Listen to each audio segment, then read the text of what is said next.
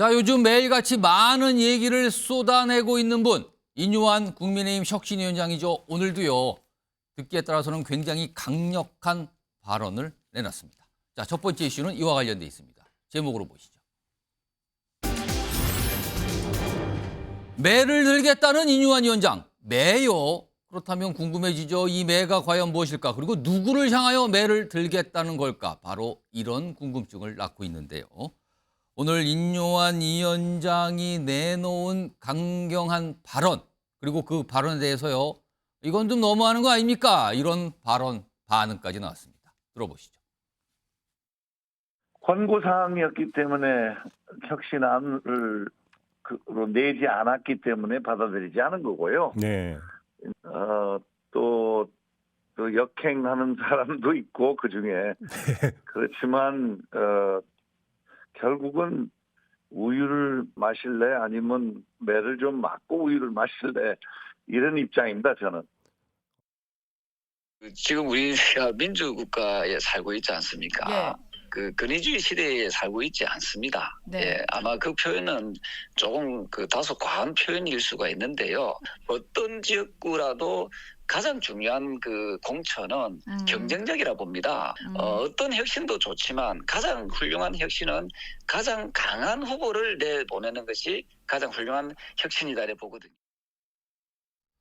자, 우유 그냥 마실래? 매를 맞고 마실래? 결국에는 우유 먹을 건데 그냥 마시지. 뭐 이런 얘기거든요, 지금요. 자, 우선 이와 관련해서 김철현 경일대 특임 교수 나와 계신데요. 매를 들겠다는 표현이 이거 굉장히 강해요. 특히 정치권에서 이런 얘기 나온다는 건 좀 심상치 않아 보이는데 이거 무엇을 하겠다는 걸로 들립니까? 상당히 좀 무례하고 좀 잘못된 그 단어 선택이라고 볼 수 있죠. 하지만 그 인요한 위원장이 예. 어떤 이준석 전 대표의 탈당을 막기 위한 뭐 초강수를 뒀다 저는 이래 봅니다.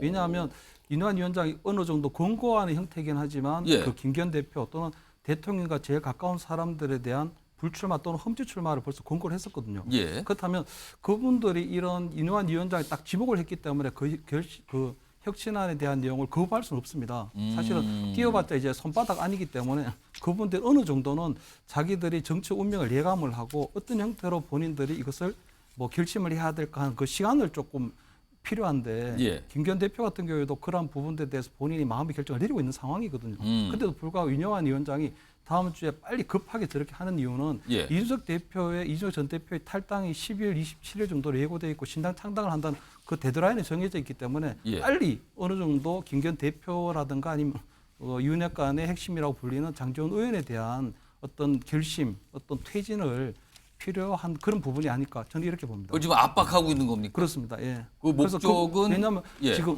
그 이준석 전 대표의 탈당 명분으로 내세우고 있는 게 대통령의 국정 쇄신도 바라고 있지만 예. 두 번째는 김기현 대표의 퇴진 또는 지도부 해체를 얘기하고 있는 부분이거든요. 그렇기 때문에 그 부분에서 국정 쇄신에 대한 부분을 별개로 치더라도 김기현 대표에 대한 지도부 해체라든가 아니면 윤핵관의 핵심이었던 장제원 의원에 대한 퇴진 부분들은 이준석 전 대표의 어떤 신당 창당 명분을 상당히 약화시킬 수 있고 그 창당을 어느 정도 탈당을 막을 수 있는 그런 광선은 될 수 있는 거죠. 그럼 인요한 위원장의 그 요청이 관철되리라고 보십니까? 저는 지금 한 달 정도 남았는데 예. 계속적으로 압박을 하고 있고 또 전화를 해서 재촉을 하고 독촉을 하고 있는 상황이거든요. 예. 보통은 저렇게까지 하질 않습니다. 왜냐하면 삼선이고 어느 정도 그 홍준표 대구시장도 밝힌 것처럼 중진에 대한 대접이 필요하거든요. 그래서 예. 중진들은 어느 정도 자기들의 어떤 퇴진에 대해서 어느 정도 물러날 때를 다 알고 있는데도 불구하고 저렇게 일주일이 되도록 2주 되도록 저렇게 계속적으로 푸시한다는 건 상당히 어느 정도 그런 부분들 염두에 두고 있다고 봅니다.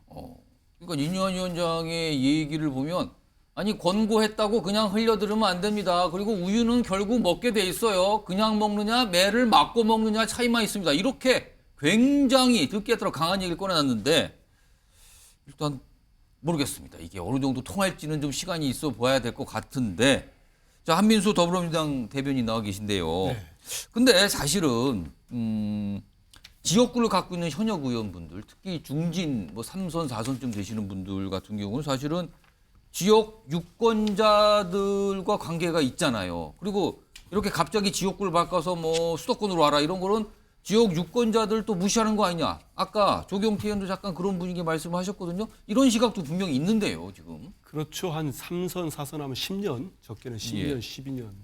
한 5선 하면 20년 가까이 그 예. 지역에서 선택을 받은 겁니다. 아무리 뭐 영남이나 호남이 각 땅의 텃밭이고 뭐 강세 지역이라고 하더라도 그 강세 지역이 그만큼 세다는 거는 또 거기에 나오려는 경쟁자들이 언제나 있습니다.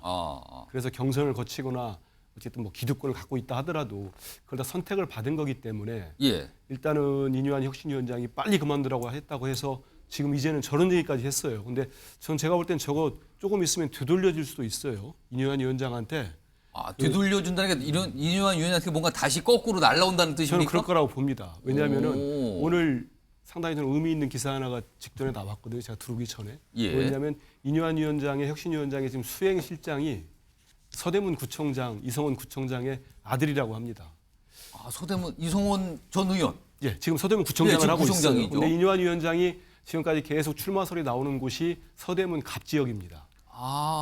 그래서 이거를 우리 기자들이 저도 기자 생활 오래 했습니다. 예. 그 아들까지 몰라봐요. 왔다 갔다 하면 어떻게 아들인 줄 알겠습니까? 그렇겠죠, 그거는. 그러면 누군가가 이렇게 저분이 이성원 구청장의 아들이라고 할 수 있는 거예요. 누군가가 설명을 해줬다는 겁니다. 그럼 그거는. 그 기사의 말미에 그런 게 있습니다. 아니 본인은 여전히 출마 얘기에 대해서 말도 안 하고 다 가지려고 하면서 이런 걸 추진합니까 하는 멘트들 비슷한 멘트들이 있어요. 그래서 서대문이라는 부분이 뭔가 묘하게 겹치고 있는 거네요, 지금요. 그래서 저는 이렇게 계속해서 이제 맞고 우유 먹을래 이렇게까지 격하게 나오면은 이제 반대쪽에서 영남의 중진이랄지 윤핵관이랄 쪽이랄지 이런 데에서 분명히 당신은 기득권 다 갖고 있을 겁니까?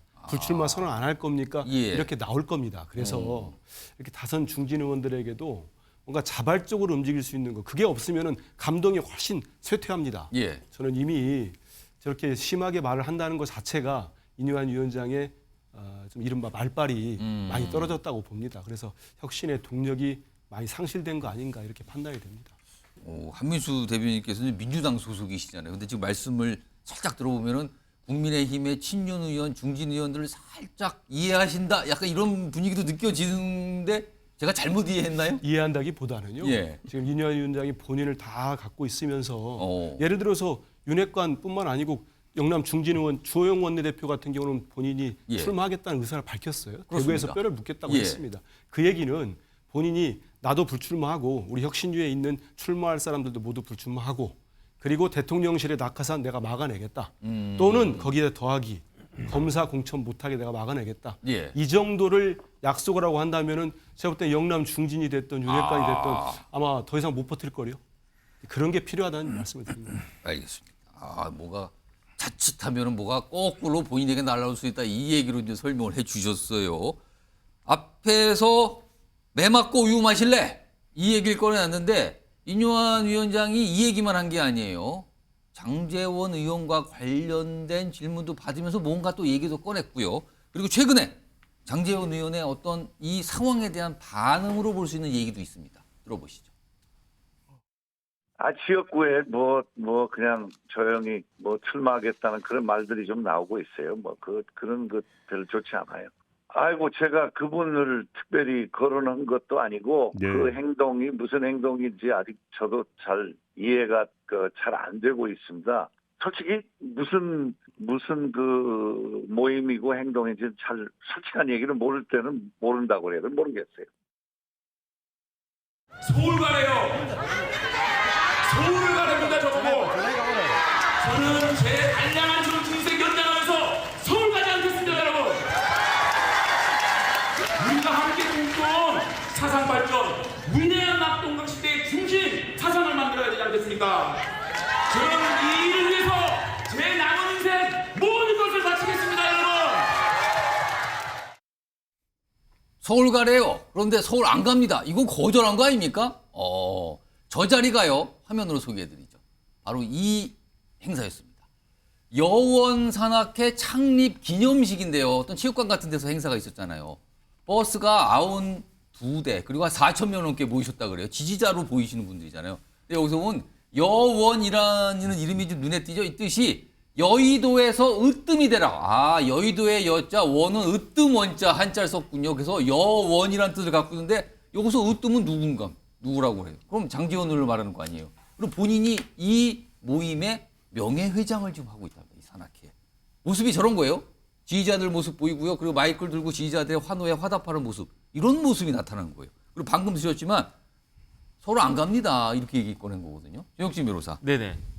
이쯤 되면 인유한 위원장의 요청에 그냥 거절 정도가 아니라 굉장히 나 불편해요 지금. 그리고 여기 보이십니까 분들 이렇게 얘기한 것 같은데 지금. 근데 저는 좀 납득이 되지가 않는 게 예. 여의도가 사상에 있습니까? 여의도는 서울에 있잖아요. 그렇죠. 그럼 서울로 올라와야 되는 거 아니겠습니까? 그 뜻을 또 그렇게 해석하십니까? 저는 그렇게밖에 해석이 안 되는데 그러니까 이제 명칭하고 그 단체 산악회 명칭하고 지금 하는 말이 부합하지가 않는다. 예컨대 이제 장제원 의원의 목표가 그냥 부산에서 계속 국회의원 하는 게 아니라 예. 뭐 부산시장도 하겠다. 부산시장 해가지고 사상을 발전시키겠다. 예. 그럼 뭐 그것도 다 좋다라는 그런 생각이 드는데 이름은 여원이라고 하면서 지금은 그럼 나중에는 결국 서울로 올라간다고 할 수도 있지 않을까? 그런 의심을 받을 수 근데 있다는 지금 그런 서울 안 생각이 가요 그랬잖아요. 그다음 다른 걸 다 떠나가지고요.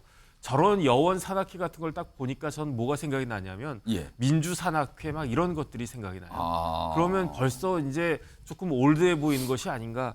그다음에 왜 92대만 했나? 8대 더 채워가지고 100대 해가지고 딱 가면 그 모습이 좋지 않았을까? 예. 그런데 다 중요한 건 뭐냐면요. 지금 상황에서 저런 모습 보이는 게 당한테도 별로 도움이 안 될 것 같은데 그런데 그럼에도 불구하고 저런 행사를 강행을 했다라고 하는 것은 그만큼 장제원 의원이 받고 있는 압박이 예. 보통 이상인 것 같다. 저는 그렇게 추측이 됩니다. 그 압박을 의식해서 저런 행사를 조금 더 의식적으로 한 거다 이렇게 읽고 계시는 겁니까? 만약에 그런 압박이 없었으면 예. 굳이 저런 행사를 지금 돈 들여가지고 그렇게 할 필요가 있었을까? 그런데 돈을 들여서라도 저렇게 눈에 띄게라도 예. 뭔가를 행사를 할 필요성이 있었다라고 본인이 판단한 것이 아닐까? 저는 그런 생각이 들었습니다. 정혁진 변호사께서 보시기에는 지금 서울 안 가요 그러니까 수도권 출마는 거절한 걸로 보이거든요. 네네. 근데 혹시 인유한 위원장이 두 가지 중에 선택하라 그랬잖아요. 수도권에 오든가 불출마든가. 불출마 쪽은 어떻습니까? 저 정도까지 했는데 불출마할까 그런 생각은 들고요. 예. 최악의 상황은 무소속으로라도 출마하겠다. 만약에 당에서 뭔가 본인에게 조치를 한다면 무소속이라도 나간다. 지금 인유한 위원장이 혁신위원장이지만 실질적으로 뭐 비대위원장 아니냐 이런 기사까지 제가 봤는데 그럴수록 갈수록 그 공천에 대한 영향력이 있을 수도 있지 않을까 그런 생각은 드는데요. 그런데 어찌됐든지 간에 본인의 그 사수 의지는 확고한 것 같다. 그렇게 저는 읽혀집니다. 그러니까 앞서서 인유한 위원장이 다시 한번 말씀드리지만 매 맞고 우유 마실래 그냥 마실래라는 얘기를 꺼내놓고요. 그리고요 장제원 의원과 관련해서 그 행동 난 잘 모르겠어요. 뭐 이해도 안 되고 근데 그 행동이 지금 저 여원 산악회라는 단체의 어떤 모임 이 모습이었거든요. 그럼 김용주 전 의원님 네. 이거 어떻게 될 것 같습니까? 뭐 다음 주나 다다음 주 되면 있어지겠네요. 그 재미있는 모습이 어떻게 어떻게 전개될 거로 전망하시는 거예요? 뭐 허무하게 전개될 수도 있고요. 예. 혹은 굉장히 큰 파열음이 날 수도 있는데 우선은 그 국민의힘에서 과연 혁신위원장이라고 하는 자리를 어떻게 자리매김하느냐가 문제가 될 것 같아요. 지금 예. 비대위원장 같으면 정권을 확실히 물론 뭐 정권을 주는 혁신위원장이라고 말은 했지만 예. 김기현 대표도 어쨌든 존재하는 거 아닙니까? 이제 그런 의미에서 혁신위원장이 와서 뭐 혁신하는 건 좋은데 예. 결과적으로 애둘러서 조경태 의원조차도 본인은 거의 뭐 서울에 올 것처럼 하지만 좀 시큰둥하고 예. 다순히 뭐 제지였냐. 장제원 의원도 지역 구민이 선택하는 것이지 갑자기 서울 올라오라고 예. 얘기할 수 사상 있냐. 본인의 지역구를 네. 계속 강조한단 말이에요. 네. 이제 그런 부분이고요. 자기는 기본적으로 보면 뭐 애둘러서 표현하기는 매우 어렵습니다. 부산의 현실이 쉽지 않습니다. 녹록하지 않고 지금 원인은 사실은 대통령 지지율인데 예. 대통령 스스로 노력하지 않고 우리 보고 험지가라고 얘기하는 거는 작년에 대통령 되시기 전에 이준석하고 서로 힘들었을 때 누가 도와줬냐. 장제원 사무실에 온 거잖아요. 실제로 아무리 대통령이 되셨다고 해도 과거를 너무 빨리 잊는다라고 하는 부분이 하나 있고 또 하나는 박형준 시장이 계시긴 하지만 실제적으로 뭐 다음번 부산시장은 나다. 이번 총선 출마 안 하고 다음번 지방선거에 맞춰서 출마할 준비를 하는 것입니다. 이게 제 과시거든요. 그러면 아까 잠깐 그 얘기 하셨는데 김영주 전 의원도 역시 장제원 의원 생각에는 부산시장 출마라는 부분이 있다 지금. 있을 수 있다. 그렇기 때문에 좀 쉽게 끝난다는 것은 그냥 불출마 선언하는 거예요. 아. 그렇지 않고 권성동, 장제원 이런 분들이 예. 좀 뭐 대통령 하기에도 이번에도 사실은 눈여겨봐야 될 게 대통령께서 예산 그 설명하러 국회 오셨을 때 예. 장제원 의원이 화면에 안 나왔어요. 아, 그랬었나요? 무슨 의미겠습니까? 벌써 이제 그런 부분에 대한 작정을 하고 있기 때문에 저는 예. 소위 말하는 강큰 행동, 대통령 보란 듯이 아. 나보고 서울 가랍니다. 누구한테 얘기하는 겁니까 지금? 또 그렇게 해석을 하시네요. 근데 이 방송을 장제원 의원이나 장제원 의원 쪽 분들이 보시면 그런 거 아니거든요. 뭐 이럴 수도 있는데 일단 분석은 그렇게 하셨어요, 지금요. 자, 일단 이게 국민의힘 내에 중진 의원, 이른바 친윤, 대통령과 가깝다고 인식이 되시는 분들에 대한 어떤 요청에 대한 최근의 흐름이거든요, 지금요. 아직은 뚜렷한 반응이었고, 일부는 별다른 반응도 없고, 뭐 이런 거예요. 거절 같기도 하고요. 이런 상황에서 사실은 이런 이슈가 나오니까 민주당에서도 질문을 받으시죠. 민주당 중진 의원뿐만 아니라 민주당 이재명 대표도 혹시 계양 말고 저 다른데 수도권 험지는 안 가실 거예요? 이 질문을 기자들이 이재명 대표를 만날 때마다 지금 하고 있거든요. 자, 이와 관련된 이재명 대표의 모습 좀 확인해 보겠습니다. 대표님 험지 출마 가능성은 좀 어떻게 보실까요?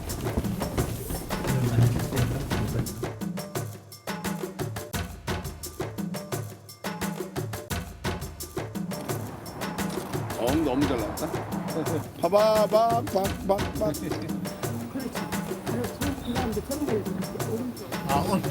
오늘 염색하러 나왔다가 나온 김에 동네 좀 돌아보나.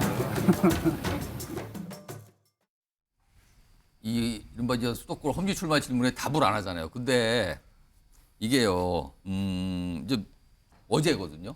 어제 이재명 대표의 이름으로 개설된 그 유튜브 채널에 본인이 계양에서 이렇게 활동하는 모습을 막 생중계도 하고 사진도 올리고 이랬잖아요. 이거는 세상에 보라고 올린 거잖아요. 나 계양에서 이렇게 활동하고 있고 이분들 만나고 다녀요. 나 여기 와서 머리도 하고 염색도 해요. 이걸 보여줬거든요. 자, 그렇다면은 뭔가 계양을 앞으로 계속 출마한다 이거를 얘기한 것 같은데요. 이와 관련해서 어제 민주당 지도부가 한 얘기가 있습니다. 들어보시죠. 당내에서 아직 그런 검토가 있까 논의되는 건 없습니다.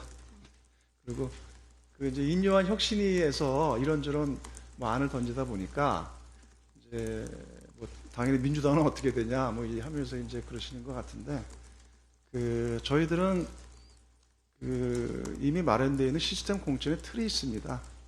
그 시스템 공천의 기본 방향 내에서 뭐 여러 가지들을 또 총선과 관계된 필요한 사항들을 논의하게 될 것인데. 듣고 보니까 뭐 민주당 지도부 차원에서 뭐 험지로 가라 마라 이런 거 없을 것 같다. 이 얘기를 애둘러서 지금 한 것 같죠? 함수 대변인. 지금 모르겠어요. 국민의힘이 어떤 모습일지 아직은 지금 진행 중이니까. 근데 만약에 국민의힘에서 중진 지도부 등등등 험지 출마 이게 관철이 돼서 수도권으로 많이도 출마하고 이런 상황이 됐다고 하면 이재명 대표나 민주당 지도부를 향한 이 또 험지 출마 요구 이거 더욱 거세지지 않겠습니까? 이거 어떻게 좀 봐야 됩니까?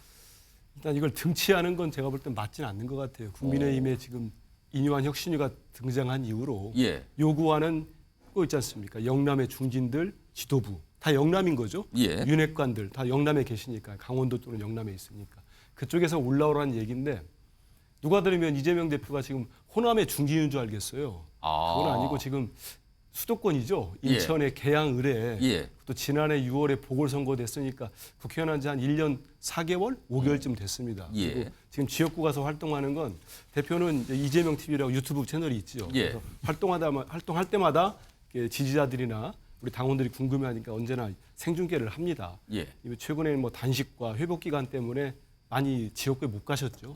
가서 이제 염색까지 하고 아침에 보니까 많이 젊어지셨더라고요. 그런 상황인데 예. 이거를 해서 지금 이재명 대표 보러 그러면 이재명 대표가 어딜 내려가는 겁니까? 지금 호남을 갈 수 없잖아요.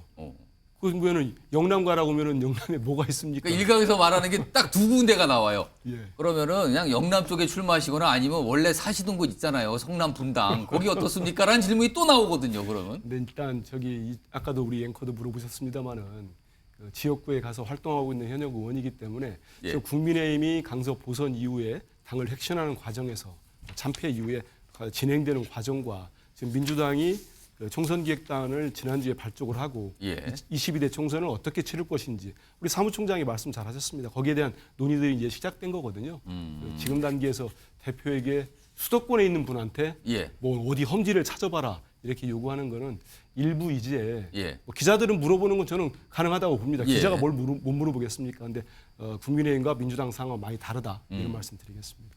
그러니까 아니다란 말씀을 여러 갈래 설명해 주신 것 같아요. 아무튼 그건 안 될 것 같다 이 말씀인데 알겠습니다. 이런 가운데 아무튼 기자들은 계속 물어봐요. 아무튼 뭐 답이 나올 때까지 물어보죠. 원래 기자들이. 이런 가운데 오늘 법원의 판단이 하나 나왔는데요. 화면 좀 보겠습니다. 바로 이겁니다. 이게 그동안 약간 이슈였었는데 법원이 판단을 했어요. 이 위증교사 건 최근에 기소된 건데 이거는 별도로 재판을 하겠다는 거예요. 별도로. 다른 예를 들어서 대장동권 이슈 그동안 진행된 거 여기에 합하게 되면 시간이 많이 걸리는데 따로 별도로 좀 하겠다는 거거든요. 쟁점도 다르고 분량 등 이런 것도 분리해도 된다는 의견이다. 그래서 별도 심리 결정했는데 원래 이재명 대표 측에서는 이거 같이 해주세요. 이른바 섞어서 그러니까 병합 신청을 했는데 이게 받아들이지 않은 거거든요. 정혁진 변호사. 네네. 이렇게 되면은 이 위증교사 건이요. 최근에 기소된 건데 총선 전에 1심 판결이 나올 걸로 봐야 됩니까? 정상적으로 진행되면 나올 가능성이 상당히 높죠. 오. 그런데 왜냐하면 이건 지극히 상식적인 결정이에요. 법원에 가면 단독재판부도 있고 합의부도 있고 그런데 원래 위증교사죄는 단독재판부 사건이거든요. 5년 이하 징역이니까 그렇게 중대한 사건이 아니다. 그렇게 볼 수 있는데 이거를 중앙지방법원이 굳이 합의부 사건으로 만들고 예. 게다가 지금 사건이 차고 넘치는 33부에다가 배당한 것 자체가 예. 저는 좀 문제가 있다라 그런 생각은 들고요. 우리나라 헌법에 어떻게 규정되고 있냐면 모든 국민은 재판받을 권리가 있는데 어떤 재판을 받을 권리가 있느냐. 신속한 재판을 받을 권리가 있다라고 헌법 27조 3항에 명백하게 규정하고 있습니다. 그런데 위증교사가 워낙 이제 중요하고 이렇게 관심을 끄는 사건이니까 위증교사 이재명 대표만 피고인으로 이렇게 보고 있는데 사실은 위증교사라고 하는 것은 뭐가 있다? 위증이 있다는 거잖아요. 그러니까 위증한 사람이 주범이고요. 위증교사는 교사범이란 말이죠. 그런데 만약에 이걸 병합해가지고 사건이 뭐 2년이 될지 3년이 될지 질질질 끌어지게 되면 그 주범인 김모 씨는 본인의 헌법상의 기본권인 신속한 재판을 받을 권리를 심대하게 이렇게 침해받는 그러한 모양이 되니까 그러니까 법원 입장에서는 이게 그다음에 백현동 대장동 이런 사건하고 겹치는 부분도 없으니까 빨리 분리해서 빨리 판결을 내는 것이 맞다. 그다음에 제일 중요한 건 뭐냐면요. 이재명 대표 관련해서 지금 사건이 엄청나게 많이 있지 않습니까? 혐의가 한 10대 개 돼요. 제가 세보니까. 그런데 어찌됐든지 간에 이 위증교사 판결이 유죄가 나오든 무죄가 나오든 제일 먼저 나오는 1호 판결이 될 것이고 만약에 그것이 총선 전에 1심이라도 확정된 확정 판결은 아니지만 1심 판결이라도 나오면 그것은 선거에 유죄든 무죄든 상당한 영향을 미칠 가능성이 높다. 저는 그렇게 판단이 됩니다. 김영주 전 의원님. 네. 사실 이재명 대표 측에서는 신속한 재판을 원치 않았던 거 아닙니까? 병합을 해서 좀 같이 해주세요라는 신청을 한 거는 빨리 나오는 거 별로 달갑지 않다 이런 뜻인데 지금 일단 속도를 내게 생겼거든요. 이거 총선 앞두고 민주당 전체 어떤 선거와 관련해서 부담으로 다가가는 겁니까?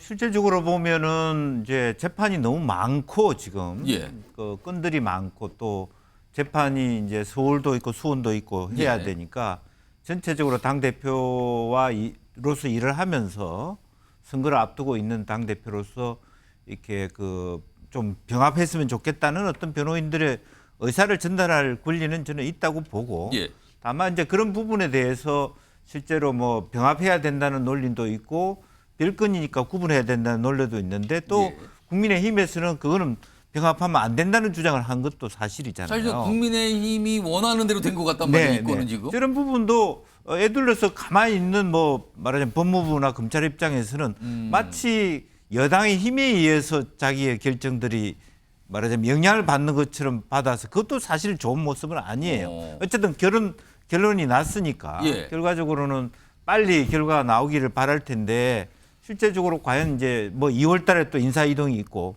어떻게 되느냐에 따라서 여야 모두가 예. 만족스러운 쪽은 아무데도 없을 것 같다는 생각이 듭니다. 총선 전에 만약에 이 건으로 이재명 대표의 유죄 판결이 나왔을 때는 어떻게 될 것인가? 만약에 1심인데 이게 무죄라고 나오면 또 어떻게 될 것인가?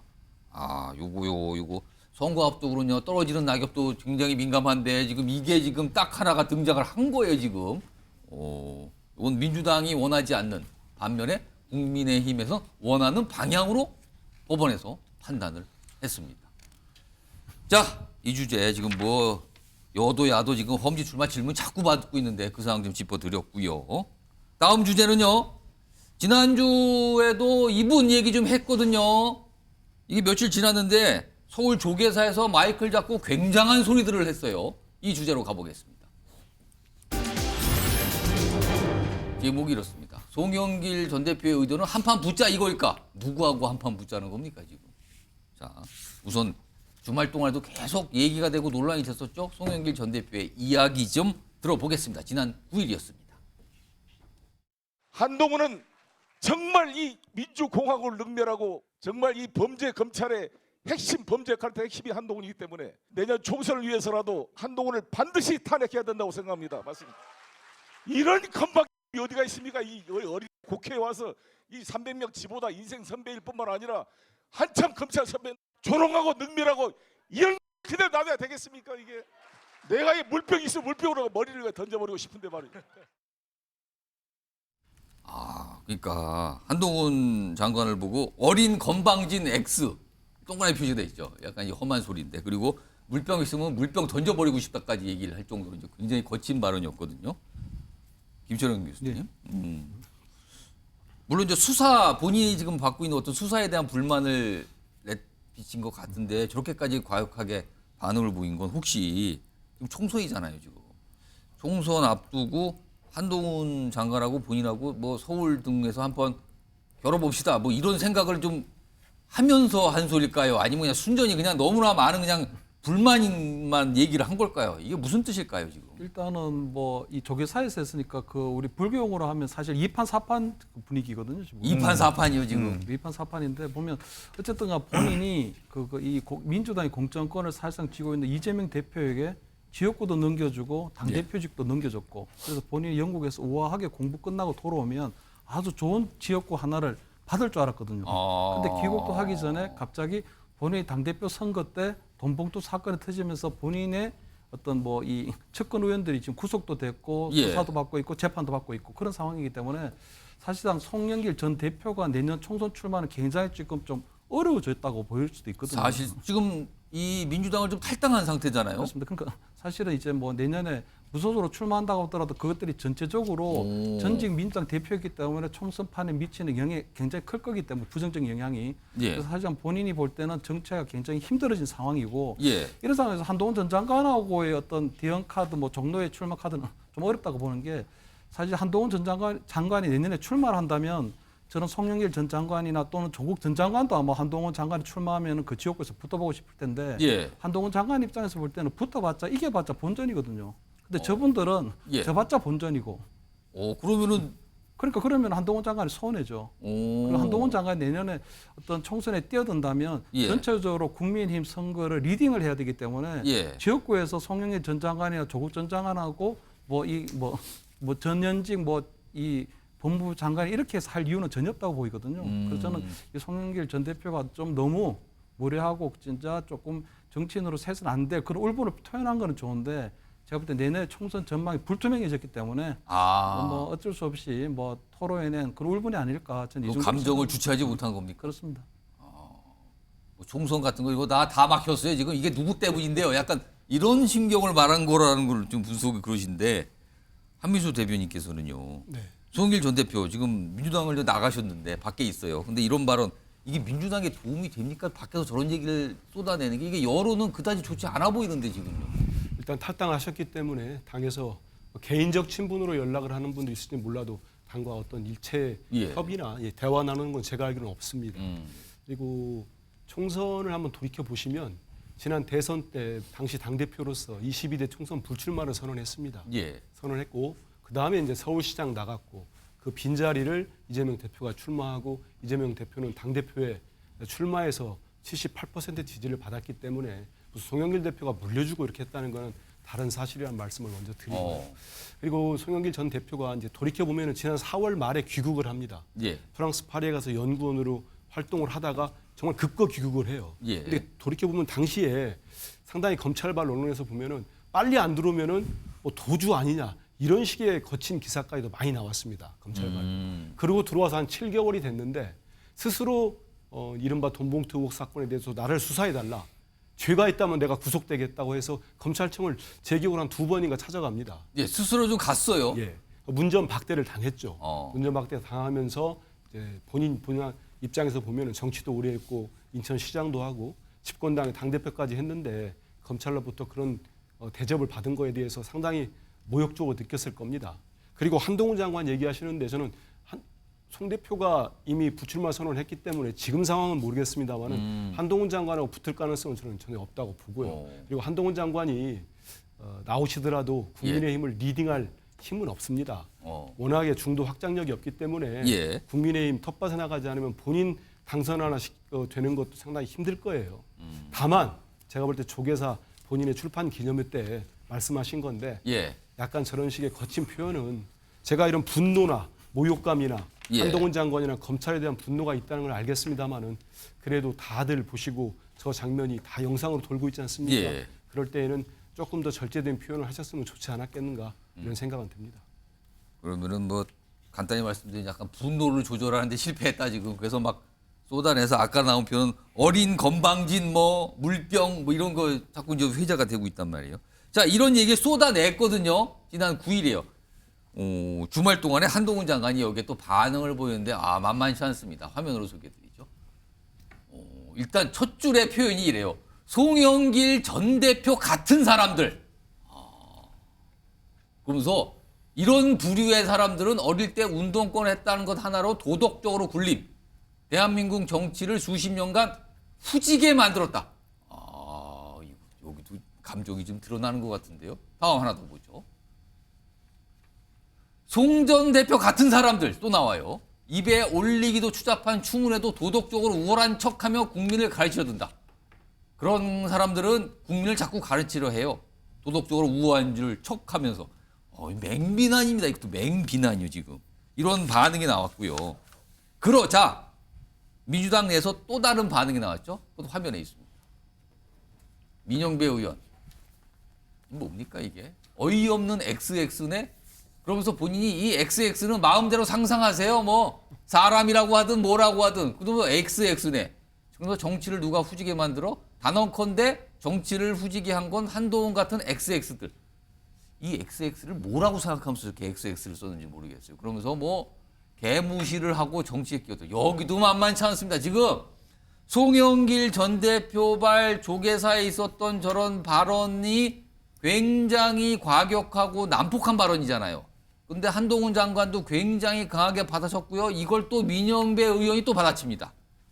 자, 다음 준비된 영상은 두 사람이 등장합니다. 좀 지난 발언인데요. 들어보시면 지금 분위기하고 크게 다르지 않아요. 들어보시죠. 자기 범죄를 수사하는데 여야 균형에 끌어들일 만큼 뭐 그럴 만한 상황인가요? 국민들께서 그렇게 보시지 않을 것 같은데 본인이 다급하시더라도 뭐 이거저거 갖다가 끌어붙이실 게 아니라 절차에 따라서 다른 국민하고 똑같이 대응하시면 될 문제 같습니다. 법무장관 맞아요? 법무장관 이거 진짜 나온 말이에요? 명칭은 보낸 게 기가 막히네. 정신 나갔네. 저는 처음에는 좀 똘망똘망하고 젊고 그래서 나름대로 뭔가 좀 하지 않을까 싶었는데 요즘 보니까 제 표현을 하자면 맛이 좀 갔어요. 제가 훨씬 더 거친 표현을 쓰고 싶은데 참는 거예요. 그렇습니까? 참다가 오늘 쓰셨나요? 뭐 XX까지 나왔는데. 김영주 전 의원님. 네. 이거 이렇게 험악한지 모르겠는데 일단 한동훈 장관 반응 어떻게 좀 보시겠습니까? 글쎄요, 뭐 한 장관이 뭐 송영길 전 대표를 보는 입장은 운동권을 했으면 좀 더 도덕적으로 잘 하시지. 저렇게 자기 선거를 위해서 돈까지 뿌리면 사람이 뭐 그런 얘기를 한 것 같죠. 아까 뭐 춤은 뭐 이런 그러니까 것도 있고. 솔직히 초창기에 뭐 소위 흔히 우리가 386이라고 했을 때 30대의 정치에 입문해서 정치 활동을 해왔을 때 그 패기, 그다음에 정당성, 예. 정의감 이런 것들이 그대로 유지됐으면 좋겠는데 마지막에 가서 그것이 저런 식으로 무의화되는 이제 그런 부분에 대해서 사실은 애둘러서 표현했고 예. 또 그렇지만 어쨌든 그거 하나하나를 다 그 후지다 뭐 이런 표현까지 써가면서 자기 표현을 다 한다는 것은 사실은 또 불을 붙이는 거죠. 불을 붙고 있는데 이거 휘발유를 부었다는 거고요. 예. 바야흐로 선거의 계절이 오고 있습니다. 이번 겨울이 지나면 총선을 해야 되기 때문에 그와 같은 이 휘발성이 강한 발언을 그냥 짚고 넘어갈, 그냥 보고 넘어갈 사람들이 아니죠, 정치인들이. 예. 뭐 그럼에도 불구하고 또 민영배 의원이 그렇게 또 XX라든지 예. 거친 표현을 하면서 대응한다는 것은 결국에는 뭐 같이 이렇게 부정적으로 평가받을 가능성이 매우 높다. 그렇게 생각하고 이제 그런 의미에서 오히려 민주당의 586 세력들이나 이런 부분에 대해서도 좀 저런 발언이 그야말로 어떤 분노를 느끼게 하더라도 조금 그 자제할 필요가 있다, 대응을. 그런 생각이 듭니다. 한동훈 장관이 아까 송영길 전 대표와 같은 사람들, 그래서 뭐 운동권 출신 이런 얘기를 꺼냈잖아요. 이게 본인을 향해서 어린 뭐 건방진 약간 어리다 이걸 하는데 아마 받아친 것 같거든요. 근데 정혁진 변호사. 네네. 민영배 의원 얘기도 뭐 아까 영상 주고 글 주는데 뭐 만만치 않은데 민주당에 계신 분들 중에서 뭐 다는 아니지만 상당한 숫자의 분들이 한동훈 장관만 보면 막 분노를 조절을 못하는 건가요? 글쎄요. 그런데 지금 여기서 핵심은 한동훈 장관이 아니에요. 제가 봤을 때 정치를 후지게 만든 건 사실이잖아요. 송영길 전 대표는 명백한 범죄 피의자입니다. 왜냐하면 예. 이정근 불었죠. 강래구 불었죠. 보좌관도 불었죠. 그다음에 심지어 윤관석 의원도 모두 다 자백을 했어요. 그것도 그냥 검찰에서 자백한 게 아니고 법정에 나가가지고 자백을 갖다가 했는데 예. 그런데 지금 의심받는 범죄가 어떤 범죄입니까? 민주주의의 근간을 흔드는 범죄잖아요. 지금 조금 전에 김영주 의원님도 말씀하셨지만 예. 표를 돈으로 사려고 하는 그런 범죄가 아니었습니까? 그다음에 그런 시도가 또 성공을 했어요. 그래서 그 결과가 어떻게 됐습니까? 예. 송영길 전 대표가 여당, 그것도 지금 같은 여소야대 여당이 아니고 압도적인 다수당 여당의 대표가 된 거 아니겠습니까? 민주당 당대표 자리가 그 압도적인 여당의 당대표 자리가 졸지에 돈으로 사고 파는 그런 자리가 되지 않았습니까? 이것보다 더 후진 정치가 어디 있겠습니까? 제가 봤을 때는요. 입이 10개라도 할 말이 없는데 왜 저렇게 흥분을 하는지 모르겠습니다. 역시 변호사 말씀은 생각하시지 왜 흥분하세요? 약간 이 말씀을 또 해서 주셨는데 지금 송영길 전 대표 얘기했잖아요. 지난주 9일 굉장히 어떤 거친 표현들이 많이 들어갔던 발언 이거였는데 요즘에요. 이분 조국 전 장관 본인은 스스로를 조국 작가라고 이런 설명도 하죠. 요즘에 뭔가 좀 심상치 않아요. 확실히요. 그래서 지난 10일 북콘서트 요새 계속 좀 자주 하고 있거든요. 당시에 본인이 꺼냈던 얘기가 있고 이거에 대한 정치권의 반응도 좀 영상으로 묶여 있습니다. 확인해 보시죠. 네, 반갑습니다. 오늘은 DK 눈물 북콘서트입니다. 제 고향에서 하게 되었고 오래전에 예정되어 있었는데 이렇게 언론에서 많이 와주셔서 감사합니다. 오늘 원래 이제 그 언론 공개 행사가 아니라 신청한 분들을 한해서 한 행사라서 제가 바깥에서 잠깐 말씀드리고 저의 생각으로는 우리나라 대한민국의 정의의 여신 DK가 눈물을 흘리고 있다라고 생각합니다. 그래서 어떻게 그 눈물을 닦을 것인가라는 것에 대한 얘기를 오늘 하려고 합니다. 뭐 민주당에서는 이제 빨리 당을 만들거나 뭐 이런 것을 하지 않기를 바라고 또 뭐 하지 않으리라고 그렇게 생각들을 하고 있는 거죠. 네. 그러나 조국 장관이 이제 최근에 이제 움직이는 모습 또 말씀하시는 거 보면은 하나의 이제 가능성으로는 충분히 검토를 하고 있는 것 같습니다. 알겠습니다.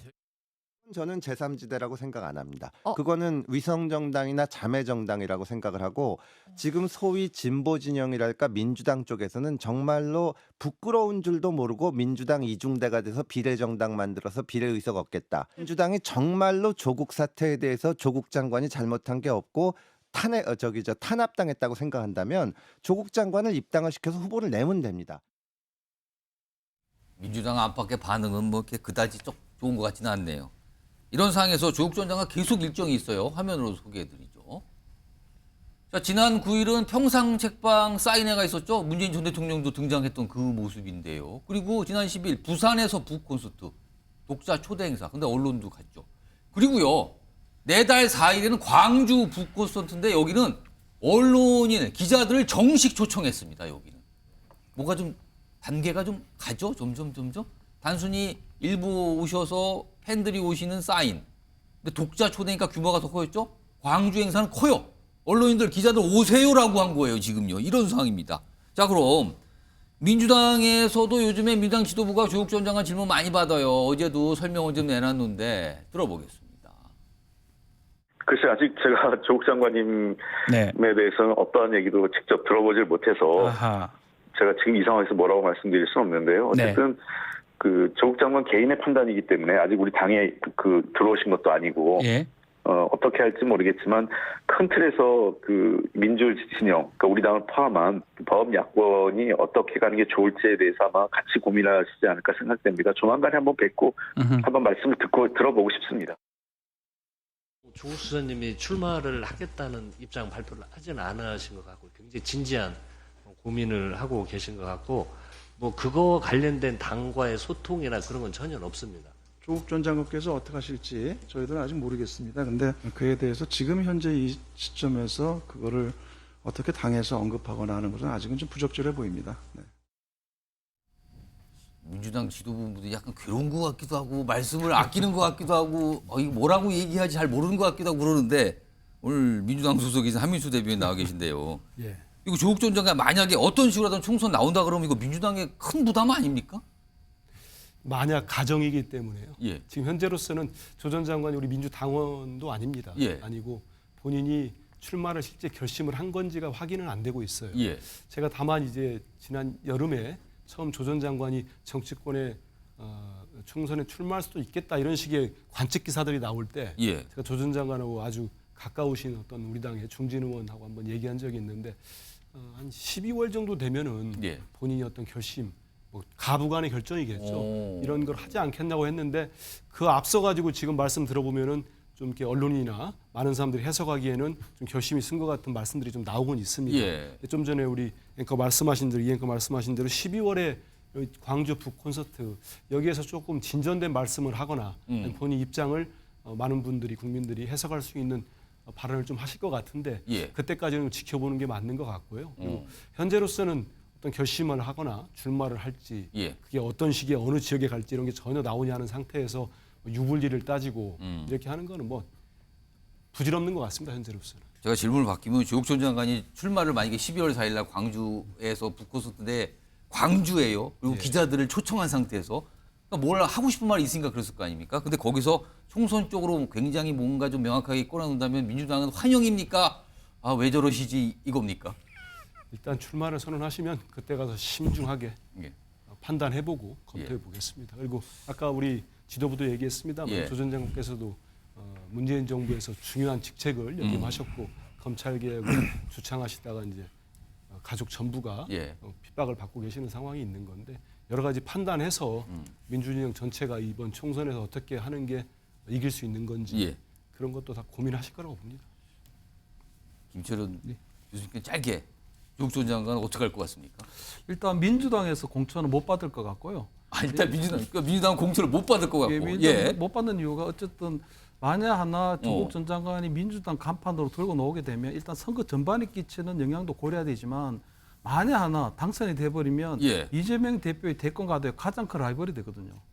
잠재적 경쟁자가 될 수 있다. 왜냐하면 만약에 만약에 당선돼서 뺏겨 달게 되면 이재명 대표 대권 가도에 가장 큰 걸림돌이 되는 게 어쨌든 간 민주당에서 문재인 또는 노무현 후보처럼 어떤 부산 사람을 내세웠을 때는 그나마 백전백승이었거든요. 그렇기 때문에 조국 전 장관이 어쨌든 부산 사람이기 때문에 이재명의 대권 가도에 가장 큰 건드림대 될 수 있다. 그래서 민주당으로 공천받는 건 사실상 불가능하고 다만 그 조국 전 장관이 사실상 이제 그 내년에 총선 출마를 거의 기정사실하고 있는 분위기이기 때문에 선택할 수 있는 건 두 가지죠. 하나는 지금 영남권에 신당을 하나 만들어서 이준석 전 대표 얘기하는 것처럼 영남권 신당을 만들어서 본인의 지역구인 부산에서 그나마 민주당의 세가 그나마 조금 있는 부산에서 출마해서 명예회복하는 방법 하나. 예.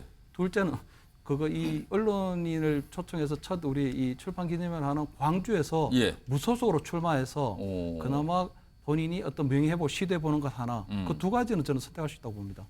선택지가 있다. 지켜봐야 된다. 김영준 전 의원님은 조국 전 장관이 앞에 있다고 가정을 해주시면 뭐라고 얘기해 주실 거예요? 뭐 지금은 아니 결과적으로는 재판을 앞두고 있잖아요. 예. 재판에 충실해야죠. 본인이 그야말로 어떤 그 억울한 부분은 분명히 있고 가족 전체가 굉장히 예. 어려운 처지에 있다는 거 다 알고 있습니다만은 자기의 뜻을 갖고 있다 하더라도 항상 그 뜻을 표현할 필요는 없다. 지금은 좀 비를 피하고 본인이 어떻게 예. 숙고해야 될. 왜냐하면 우리 정치 생명이 인간의 수명이 길어졌듯이 길어졌습니다. 박지원 전 국정원장이 지금 호남에서 출마를 하는데요. 출마하겠다고 그러시죠? 요즘에? 목포 지역에 가봤더니 이미 당선 예정자예요. 제가 느낄 때. 분위기가 지역 그렇습니까? 분위기가. 뭐 그런 부분들이 있어요. 그래서 그렇기 때문에 물론 이제 다만 저는 어떻게 해석하냐면 조국 전 장관이 실제로 출마하지 않은 형태의 조국 신당이 있을 수 있다. 왜냐하면 우리 법이 아직까지 위성 정당에 대한 그 비례대표에 대한 협의가 안 된 상태에서 된다라면 그래서 아마 홍익표 대표나 그런 분들이 여지가 있다. 이것을 뭐 특히 이제 법적으로도 우리 당에서 지금 출마할 수 없잖아요. 당원이 아닌 상태에서 6개월 당비도 안 냈을 때 그런 상황이기 때문에 오히려 역으로 그와 같이 어떤 부산 지역에서 중도적 조국 신당이 만들어서 국민의힘이 가져갈 수 있는 표를 뺏어올 수 있는 부분이 있기 때문에 그와 같은 가능성은 있다. 다만 출마하지 않아도 조국이 지지를 표명하는 정당이 비례대표 두세 개 받아오는 것도 좋을 수도 있다는 거죠. 최근에 비법률적 명예회복이라고 법률가가 얘기를 하니까 더 주목받았잖아요. 그래서 그게 뭘까? 저거는 정치적인 판단 또는 선거밖에 없을 것 같은데 이렇게 시작이 된 거거든요. 근데 사실은 뭐가 조금씩 진척은 되고 있는 듯도 합니다. 자, 다음 준비된 이슈는요. 요즘에 사실은 이준석 전 국민의힘 대표 가장 요즘에 사실은 주목을 받고 있고 그 행로에 대해서 관심의 대상이 되고 있잖아요. 다음 주제는 이와 관련이 있습니다. 제목으로 확인해 보시죠. 홍준표, 김종인 다른 생각. 무슨 생각들을 하고 있는데 두 인물의 생각이 다르다는 걸까요? 일단 최근에 이준석 전 대표 사실 많은 분들이 그렇게 얘기했죠. 이쯤 되면 이미 뭐 신당 쪽으로 기울었네. 이렇게들 다들 얘기하시거든요. 관련 예가 있고요. 그리고 최근에 어떻게 보면 좀 도와주는 것 같거든요. 김종인 전 비대위원장. 얘기를 꺼내놨습니다. 들어보시죠. 대구와 경북이 각각 12개, 13개에서 25개 의석이 있고요. 그다음에 이제 그 경남하고 울산 이렇게 해가지고 부산까지 해서 한 30몇 개 있는데 저는 바람에 따라 가지고는 그 안에서 절반 이상 승분할 수 있다 봅니다. 이준석이 영남으로 나갈 수도 있는 신당의 목표는 아무튼 그 신당의 목표는 최소 30석. 적어도 영남에서만. 뭐 이준석 그 대표가 어디가 가장 유리한 지역인가를 갖다 선택하는 거에 달려 있다고 생각하는데 이준석 대표가 경북이 자기 고향이고 그러니까 거기를 갖다가 일단 선호하지 않느냐 이렇게 생각을 해요. 이준석 대표가 경북이나 대구를 바탕으로 했을 적에 뭐 성공 가능성이 나는 있지 않나 이렇게 생각을 합니다. 두 인물의 공통점은 영남에서 된다, 신당 이거예요 지금요. 그런데요. 지금 영남에 계시잖아요. 홍준표 대구시장. 화면 보겠습니다. 다릅니다. 대구에서 이준석, 유승민 바람은 전혀 불지 않을 것이다. 그 바람 없어 그런 거 이렇게 딱 또 강하게 단정적으로 얘기를 했거든요. 김철웅 교수. 네. 대구 지역, 영남 지역 이 상황에 좀 정통하신 김철웅 교수께서 보시기에 이준석 신당이 만약에 출범하고 생긴다면 대구 경북 TK에서 바람을 일으킬 수 있다?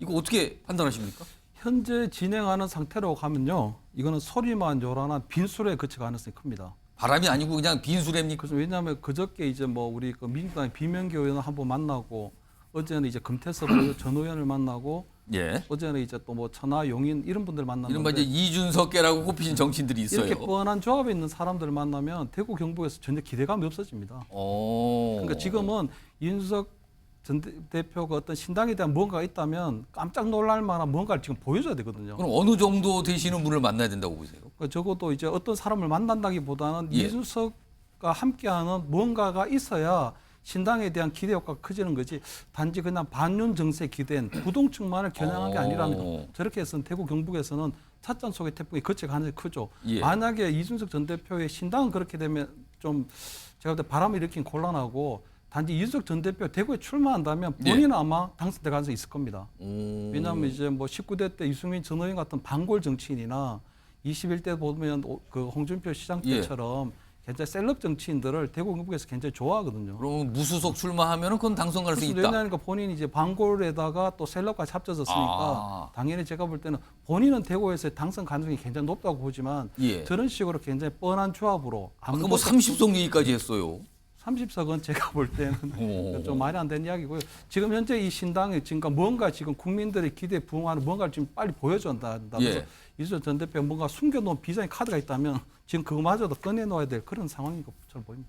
근데 지금 김시영 교수께서 분석하시기는 이거 어렵다. 그 신당이 출범해 영남권 통할까라는데 근데 김종인 전 위원장은 왜 통한다고 바람 불 거라고 보시는 겁니까? 일단 김종인 위원장 입장에서 볼 때는 지금 이 신당의 필요성이 있다는 거거든요. 왜냐하면 국민의힘하고 민주당이 보여주는 어떤 정책 모습이 국민들을 위한 어떤 민생에 치중한다기보다는 굉장히 뭐 그냥 이렇게 극한의 대결만 보여주고 있는 정치이기 때문에 아마 이런 부분에서 신당의 필요성 또 지난 강서구청장 재보궐선거 때 보면 부동층의 어떤 그런 어떤 항배가 드러날 수밖에 없는 그런 부분들이 좀 보여졌거든요. 그렇기 때문에 김종인 비대위원장 입장에서 볼 때는 지금 제10당의 가능성 충분하고 거기에 이준석이라고 하는 브랜드 특히 MZ세대 어느 정도 어필이 되는 이준석으로 내세우면 어느 정도 충분히 승산이 있지 않느냐 하는 그런 부분이고 또 하나는 이 신당의 성패는 국민의힘에 달려 있거든요. 그러니까 국민의힘이 만약 이준석 전 대표가 얘기하는 것처럼 혁신에 성공하지 못하면 이준석의 신당은 충분히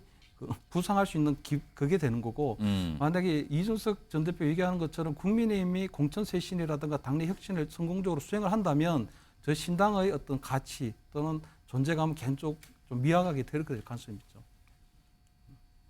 그러니까 지금 홍준표 대구시장과 김종인 전 위원장이 대구에서 바람 부냐 이걸 가지고 아주 다른 기상예보를 지금 하고 있는 상황이란 말이에요. 지금요. 그런데요. 다음 등장하신 분. 이분께서는 언론을 통해서 최근에 정치권 상황을 종종 아주 자주 잘 짚어내시거든요. 관련 얘기를 했습니다. 보시죠. 이준석 바람이 없다니까요. 대구 경북에서 이준석을 지지해 줄 수 있는 사람 몇 명 되겠습니까? 이준석 대구 출마 안 합니다. 홍준표 시장이 오랜만에 했던데 대구에 이준석 오면은 제일 반기는 사람이 조영 의원 내 지역으로 와라. 현직 의원들은 이준석 제발 내 지역에 오기를 바란다. 그런 분위기예요. 역시 변호사. 네네. 여기 조은진 대표는 바람 차원은 뭐 어림도 없고 이준석 와도 대구에서 안 된다. 본인 당선도. 이렇게 얘기했단 말이에요. 이거 어떻게 보세요? 일단 가능성은 언제나 있는 거죠. 희박해서 그렇지. 가능성은 그럼 가능성이 없는 거 아닙니까? 희박하면은? 아니 고등학생들 다 서울대 의대 목표하잖아요. 그런데 현실은 어떻습니까? 냉혹하지. 가능성은 있다. 늘. 아니 나도 서울대 의대 갈 가능성이 있다. 하지만 막상 시험 쳐보고 모의고사 쳐보고 수능 쳐보고 그럼 그 점수가 나옵니까? 그러니까 이건 말도 안 된다는 생각이 들고요. 지금 느껴지는 분위기 자체 그렇지 않습니까? 제가 봤을 때 홍준표 시장의 말씀이 아주 제일 정확하다고 보는 게 바람이 전혀 불겠습니까? 있지도 않을 것 같고요. 그다음에 왜 이런 것인가? 그럼에도 불구하고 왜 이준석 그 전 대표가 저런 식으로 이야기하는가? 결국은 상황 인식의 오류이고 정세 판단의 미숙이다. 저는 이 홍 시장의 말이 오류가 났어요 지금? 딱 그 홍 시장이 그렇게 말씀하셨거든요. 그러니까 이제 정치가가 뭘 하는 사람입니까? 정세를 만들고 분석하고 만들어내는 사람이잖아요. 그게 되는가 저는 그런 생각이 들고요.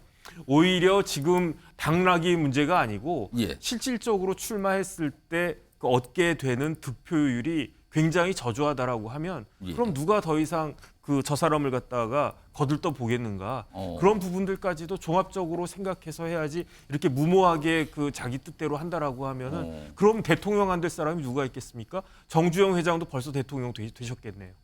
오늘 무슨 갑자기 대선 출마하고 무슨 의대 진학 이런 거에 비유해서 하셨는데 김영주 전원님. 일단 대구 얘기는 두 분이 아주 그냥 내혹하게 얘기하신 것 같은데 그럼 만약에 대구가 아니라 근데 만약에 이준석 신당이 출범을 해서 예를 들어서 전국적으로 많은 후보자를 공천해서 출마시킨다면 사실 수도권 같은 경우는 국민의힘한테 위기 아닙니까? 이거? 그렇습니다. 그러니까 한마디로 얘기해서 이준석 신당이 잘 될 가능성은 매우 없지만 신당이 만들어졌을 때 국민의힘이 잘 못 될 가능성은 매우 높은 거죠. 스스로 잘 되기보다는 여당이 못 되게는 할 수 있다 이겁니까? 그렇죠. 수도권은 소선거구제라서 지난번에도 보면 원사이드하게 국민의힘이 진 건 아닙니다. 아슬아슬한 경우가 많았죠. 아슬아슬하게 100석을 준 거예요. 수도권에서. 그것 때문에 인요한 위원장이 공을 들이는 거고요. 제가 봤을 때 그 정도로 생각을 깊다는 것은 인요한 위원장 뒤에 진짜 책사가 있다는 느낌이 올 정도의 감을 갖고 있다는 것이죠. 이준석 대표가 좋아서 화해하자 그랬겠습니까? 그런 게 아닙니다. 다만 대구에서도 유승민 대표가 오는 것은 절대 불가능해요. 그래서 유승민 대표 스스로도 수도권을 생각하지 대구를 바라보지 않습니다. 그러나 김 교수 얘기한 것처럼 이준석 대표 본인은 대구에서 성공할 수 있어요. 호를 단신으로 그 원에 들어갈 수 있습니다.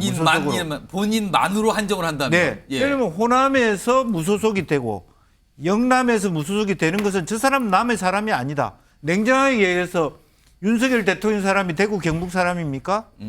내 새끼가 윤석열 대통령보다는 이준석이 내 새끼다. 그런 바람이 불면 한편으로 보면 현재 대통령이 박근혜 전 대통령한테 잘했습니까? 집어넣은 사람 아니냐. 분위기는 어떻게 될지 몰라요. 미래를 생각해 지금 현재 현실이 어떻습니까? 대구 경북 사람이나 광주 전라도 사람이나 경제가 어려서 먹고 살기 힘들어요. 그렇습니다. 무조건 덮어주기가 힘듭니다. 그렇기 때문에 김종인 위원장이 이준석의 가능성이 있고 다만 이준석 대표가 대구를 기반한 정당이 성공할 수 있다. 그거는 저는 아니라고 봐요. 호를 단신으로는 살아남을 수 있고 수도권의 다른 사람들하고 포함해서의 연대 가능성 다 함께 하는 가능성은 분위기는 있을 수 있다. 그겁니다. 이게 지금 뭔가 좀 진척이 쭉 되고 있는데 다음 준비된 목소리는 여기 인유한 위원장이 나오고 이준석 대표가 뭐 날짜 얘기를 꺼내거든요. 그러니까 한쪽에서는 아이고 당 나가지 말고 같이 좀 합시다. 제발 뭐 자리 좀 줄게요. 약간 이런 분위기지만 이쪽에서는 왜 그러세요? 저 마음 떠났거든요. 날짜 잡았거든요. 뭐 이렇게 얘기하고 있어요. 들어보시죠. 아직도 100% 미지수라고 믿고 싶고요. 아직도 여러 통로를 통해서 손을 내밀고 있고 참아달라. 조금 제고해달라. 이런 지금도 요청하고 있습니다. 이 방송에서도 요청합니다. 뭐 제가 간을 보는 것도 아니고 시간 변수만 있는 거라 가지고 좀 한 58쯤 됐나 59쯤 됐나 그럴 거예요. 뭐 그쯤 되죠. 그럼 제가 정치한 지 12년째 되는 날입니다. 첫 회의 때 12년째입니다. 그러니까 12월 27일 날짜를 박았는데 그게 본인이 그 당시에 2011년 그러니까 그 옛날이요. 이게 박근혜 비대위 그때 이제 비대위 되고 회의한 날 이거를 지금 기억해서 왠지 박근혜 전 대통령을 살짝 뭔가 이렇게 끈을 대는 듯한 느낌도 드네요. 일부러 이런 상황이 있어요. 근데 뭐 인유한 위원장이 말리는 거 이건 안 듣겠다는 것 같기도 하고요. 이런 상황에서 이준석 전 대표하고 이준석 전 대표 측근들이 뭔가를 하나 얘기합니다. 귀를 잡습니다. 들어보시죠. 한 분도 있죠 당연히. 그래요? 네. 스무고개 안 합니다. 저 진짜 비명계 얘기 나왔을 때도 스무고개를 이제 언론인들 하려고 그래가지고 저 입장에서 제가 누구의 이름이나 누구를 특정할 수 있는 그런 걸 전혀 말하진 않을 거다. 저도 지금 제가 적어도 국민들한테 거짓말을 하지는 않을 겁니다. 하지만 특정될 수 있는 상황을 만들지는 않을 겁니다. 아니 그러니까 그때 이제 신당 창당을 뭐 선언하거나 직접 들어와달라 이렇게 얘기를 하는 자리는 아니었고요. 신당 창당을 했을 때 어떤 모습으로 할 것인지에 대한 구체적인 내용들을 좀 공유를 했다. 이렇게 이해하시면 될 것 같습니다. 저희가 구체적인 명단을 말씀드릴 수는 없는데 저희가 대표랑 얘기하면서 좀 깜짝 놀랐던 것은 이준석 대표에게 당 내의 특히 그것도 이제 뭐 개혁 보수 성향의 인사들이 아니라 주류의 입장을 대변하는 국회의원들이 먼저 연락을 해가지고 여기서 궁금해지는데요. 얘기를 안 해요. 특정 안 하겠다 그러는데 더 궁금한데 한민수 대표님께 당내 주류로 꼽히시는 분들이 이준석 전 대표에게 연락을 했다는 거예요. 뭔가 신당 얘기를 하는데 연락을 했다는 거는 뭔가 얘기하자는 거잖아요. 이거 혹시 누구 떠오르시는 분 계십니까? 딱 한 분이 떠오르는데 제 이름을 얘기할 수는 없어요. 특정을 할 수는 없고 떠오르긴 합니까 누구인지? 있어요. 있는데 왜냐하면 그분이 뭐 다선은 아닙니다. 다선은 아닌데 왜냐하면 지금 이제 이뇨한 위원장이 영남 중진 지도부 윤핵관 얘기했는데 영남에 있는 의원들이 제가 뭐 친분 있는 의원들 봐도 상당히 좀 불안해하는 의원들이 꽤 있어요. 왜냐하면 그 지역에 이른바 대통령과 가까운 분, 또 검사 출신 많이 거론되는 것 같더라고 벌써부터. 그래서 그분들 입장에서는 지금 언제 본인 자리에 낙하산을 메고 누가 뛰어들지 모른다. 이런 분들이 몇 명 지금 저도 머릿속에 떠오를 정도니까 그분들이 실제로 연락을 그분들이 지금까지 행동하는 데 있어서 무슨 이준석 전 대표 편드는 사람들은 아니었거든요. 그러면 이준석 대표가 저걸 거짓말했을 것 같지는 않습니다. 그게 물론 이준석 대표의 신당을 하겠다? 이건 아니겠지만은 뭐 근황을 물어보면서도 그렇고 신당 잘 되고 있어요? 이런 식의 관심을 표할 수도 있는 거죠. 그래서 저는 그분들이 좀 있다고는 보고 있고 앞서서 저는 대구 얘기를 하면서 상당히 부정적 봤는데 저는 전술 전략적인 면에서는 이준석 대표가 대구판을 흔들기 시작한 거는 나쁘지 않다고 봅니다. 그럼 지금 어떤 전략이나 전술 중에서 뭔가를 지금 막 요동을 본인이 막 치고 있는 거다? 지금 그렇게 보십니까? 여기서 30석 저도 그거는 뭐 실현 가능성은 높지 않다고 봅니다만은 가령 2016년도에 녹색바람 국민의당이 호남을 대석권할 때 실제 바람을 분 거는 1월 말쯤 불었어요. 그렇게 빨리 안 불었습니다. 해가 바뀌어야지 뭐가 온다? 물론 국민들 사이에서는 그 안으로부터 끌어오는 게 있겠습니다만은 그래서 이준석 대표가 얘기하는 12월 27일 12월 말을 잡아놨잖아요. 그때까지 본인이 계속 이슈를 만들 겁니다. 무슨 뭐 대구 바람 안 분다. 뭐 지금 무슨 바람 불고 있겠습니까? 하지만 판을 흔들고 있어요. 그리고 본인이 얘기합니다. 1996년도에 그 대구는 다른 선택을 했었다. 이번에 다른 선택을 하는 거죠. 그래서 이런 것들이 많은 영향을 줄 수 있고 또 대구에서 좀 흔들리면은 이 대구에서 출향민들이 영남 출향민들이 서울 수도권에 많이 있습니다. 그래서 나쁘지 않은 전술 같은데요. 물론 성공 여부는 좀 봐야 되겠습니다만. 김현철 교수님, 영남권 의원이 연락을 해오더라. 깜짝 놀랐다. 이게 반응이 하나 나왔거든요. 이거 정말 국민의힘에서 이준석 전 대표가 신당 만들면 같이 할 사람이 있다고 보십니까?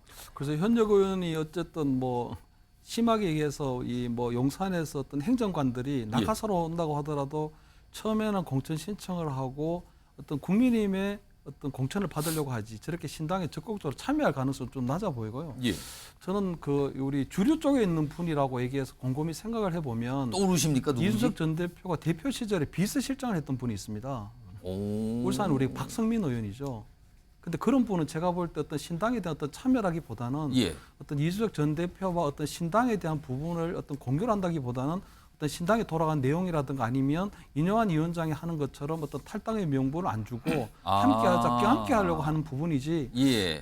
저는 그 현역 의원들 중에 누구도 지금 이준석 전 대표에게 전화를 먼저 걸어서 신당에 참여하겠다 이렇게 할 수 있는 분은 없다고 봐요. 그거는 저는 배지를 달아보지는 않았지만 이 기본적으로 그냥 국회의원들이 현재의 지역구를 어떻게든지 한번 지켜보려고 하는 것이지 저렇게 저는 이 신당에 굉장히 불확실한 상황에 뛰어들 것 같지는 않아 보이거든요. 김영준 의원님, 아까 이준석 전 대표가 D-Day를 12월 27일 그러면서 본인이 혁신위원이 됐을 때 2011년 한 10년도 더 된 과거 얘기를 꺼내면서 그때 첫 회의를 한 날이다. 그 나이가 기억하고. 근데 사실은 그건 박근혜 비디오였거든요. 이거 그냥 얘기한 것 같지 않은데요, 지금? 그러니까 이제 박근혜 퀴즈로 이 당에 들어왔다. 그리고 눈물 흘리는 표현도 지난번에 연출을 했죠, 한번. 울었죠, 기자회견 하면서 그냥. 그것이 다 이제 어떻게 되냐면 총선 출마에 쓸 사진들을 지금 차곡차곡 이제 장면들, 핍박받았던 장면들, 그런 부분들. 그러니까 본류는 나는 홍준표 시장이나 이준석 대표나 누가 주인이냐 이 당에. 내가 주인이었다. 박근혜 대통령이 불러서 내가 이 당을 왔다라고. 본인이 지분이 있다 이 주장을 하고 있는 겁니까? 그럼? 또 하나는 대구가 좋아하는 거는 미래에 누가 대통령이 될 수 있나. 미래를 이끌 뭐 아까 홍준표 대표는 대구하고 인연이 없다 하지만 자기는 대구하고 많은 인연이 있어서 대구 왔습니까? 자기 창녕 사람으로서 뭐 대구에 학교 다닌 것밖에 없죠. 인연이라고 하는 정치인들이 다 둘러대면 인연이죠. 사돈의 오빠 삼촌까지 여기 살았다는 걸로 인연을 하면 되는데 그런 의미에서 흔들릴 수 있는 지점들이 분명히 있다. 왜냐하면 아무리 그 윤 대통령께서 박근혜 대통령, 뭐 박정희 대통령 뭐 이렇게 따라가고 그렇기 때문에 그게 흔들리기 때문에 더 바로 외국 갔다 오자마자 말하자면 추도식에 가시잖아요. 그게 왜 가겠습니까? 그런 어떤 공간이 아직도 존재할 수 있다라고 하는 부분. 특히 어른들 입장에서는 이제 그런 것들을 아마 치밀하게 비집고 들어갈 수 있다라는 거고요. 저는 그 현역 중에서 전화할 수 있는 사람들은 비례대표들이라고 봐요. 지금 국민의힘의 비례대표 의원들은 내년 총선 출마를 위해서 지역구를 또 선택해야 되고 선택을 하는데 여의치 않은 사람들이 꽤 있습니다. 그리고 현역 중에서 다선 중에서 뭐 조경태 의원도 마찬가지입니다만은 본인이 불러와서 서울 와서 뭐 김포 위원장을 하고 있습니다만은 기분 나쁘죠. 장제훈 의원처럼 대놓고 말을 하지는 못하더라도 입이 세 발 네 발 나오는 당신 하태경 의원은 뭐 기분 좋겠습니까? 미리 나오기는 했습니다만 그런 미묘한 심정을 건드리고 있다고 보는 거죠. 영진 변호사는 동의하십니까? 미묘한 심정을 지금 건들고 있다는데 지금 이준석 대표가. 저는 어떤 생각하냐면요. 그 이준석 전 대표가 박근혜 전 대통령과 본인을 등치시키려고 하는 거 아닌가. 왜냐하면은 저는 결국 그 이야기하는 거는 박근혜 전 대통령이 구속되고 그랬던 것이 누구 때문이었습니까? 그거는 그 수사 책임자가 윤석열 대통령이었다고요. 그러니까 그 대구에서 박근혜 전 대통령 위상은 뭐 말 안 해도 다 아는 거고. 그러니까 똑같이 나도 그렇게 핍박을 받은 사람이다. 누구에 의해서? 대통령에 의해서. 이렇게 등치시키려고 하는 그런 목적으로. 거기까지 생각을 하면서 지금 얘기를 꺼내는 걸로 보시는 거예요? 그러니까 12월 27일인가 그 날짜가 결국은 박근혜와 연결되는 날짜니까 그렇게 생각을 하고 그렇게 작전을 짠 것이다라는 것이 아닌가 저 개인적으로 그렇게 추측을 했는데 그런데 지금 박근혜 전 대통령하고 윤석열 대통령 사이가 나쁩니까? 최근에 사주에서 만났거든요. 좋잖아요. 제가 봤을 때 더 좋아질 거라고 생각을 하거든요. 그다음에 이제 또 그렇게 하는 것이 맞고 그러니까 결국은 그 작전 자체가 지금 과연 그 먹힐 것인가. 그 지금 같은 상황에서 대구나 경북에서 나온다고 한들 대구나 경북가 제가 지역 정선 잘 모르겠지만 과연 찍어줄까? 저는 몇 표나 나올까? 그게 굉장히 그 의심스럽고요. 다 찻잔 속의 태풍 고사하고 찻잔조차 만들기 어렵지 않을까 하는 생각이 저는 개인적으로 듭니다. 그러네. 찻잔 속에 태풍이 되려면 찻잔이 있어야 되는데 찻잔도 없다 지금 말씀인데 네 분 말씀이 조금씩 결이 다르긴 한데 공통점은 이준석 전 대표가 뭔가 전략 전술을 쓰는데 이게 될 거냐 안 될 거냐가 살짝 달라요 지금요. 아무튼 듣고 보니까 또 그렇게 분석이 될 수도 있겠네요. 다음도 좀 관련이 있는데요. 최근에 만났죠. 금태섭 전 의원을 이준석 전 대표가. 근데요. 만남 이후에 두 인물이 내놓는 얘기가 아주 묘하게 다릅니다. 두 분 얘기, 두 인물의 얘기 연속해서 들어보시기 바랍니다. 근데 제가 생각하기에는 지금 우리 양당 다 어떻게 고쳐 쓰기가 어려운 상황이고 이 양당 구조를 깨지 않으면 한국 정치의 미래가 없다고 생각하기 때문에 맞는 말 같으면서도 굉장히 거창하고 상투적이라는 생각이 좀 들어요. 그 뭐 지금까지 제3당 하겠다는 사람들이 했던 똑같은 말 아닙니까? 나는 어디에 흡수될 당을 하는 게 아니라 꼭 뭔가 길게 갈 수 있는 새로운 당을 하고 그거 목표보다 중요한 건 디테일이에요. 저도 국민의당 2나 아니면 열린민주당 같은 거 하기 싫어요. 그런데 그걸 넘어설 수 있는 뭔가를 할 수 있느냐는 역량에 달린 건데. 뭐가 달라 보이죠 확실히? 한쪽에서는 양당 이거 안 되는데 뭔가 대안이 된다 이런 취지인데 한쪽에서는 그게 현실적으로 됩니까? 나도 원하는데 그거 안 되잖아요. 막 이런 둘이 얘기를 한단 말이에요. 최근에 만났는데. 자, 이와 관련해서요. 주선을 하신 분이라고 할 수 있죠. 김종인 전 비대위원장도 또 귀를 잡는 얘기를 합니다. 들어보시죠. 취향점이 조금은 다를지 모르지만 대의를 위해서 그런 그 사소한 문제 같은 것은 그냥 극복할 수 있다고 생각을 해요.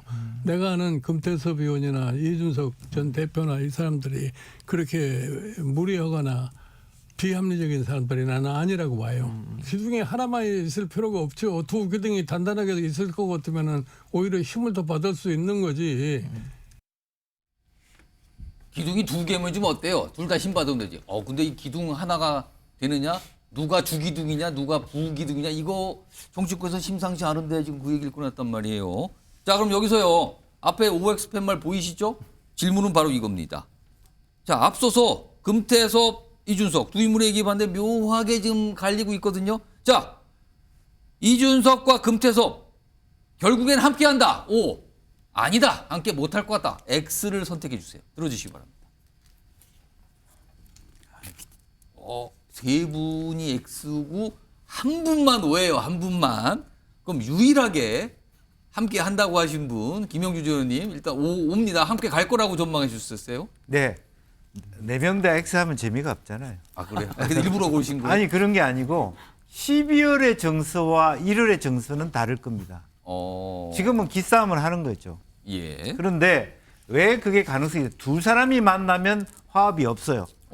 입장이 다릅니다. 예. 그런데 그 사이에 누가 있냐 하면 정택은 박원석이 있어요. 또 생각지도 않게 민주당의 일부 의원이 나갈 수도 있습니다. 예. 그러면 그게 이제 굉장히 중도 플랫폼 정당이 되면 예. 서로의 완 오브 댐으로서 어쩔 수 없이 이준석 대표가 큰 결기를 가지고 12월에 뛰쳐나갔는데 북풍 한슬이 몰아쳐요. 예. 그다음에 뭐 양양자 의원이나 금태섭 의원이나 신당을 만드는데 아무도 거기에 들어오지 않아요. 그 텐트에. 예. 큰 텐트 하나 같이 쓰자. 어쩔 수가 그런 없다. 얘기가 이를 말좀 있을 수 있다. 춥다. 네. 이거 다 지금. 둘이 만나서는 아니지만 김종인이 있을 수 있고 뭐 누군가 같이 들어와서 서로의 입장을 존중해가면서 뭐 그런 부분이 있죠.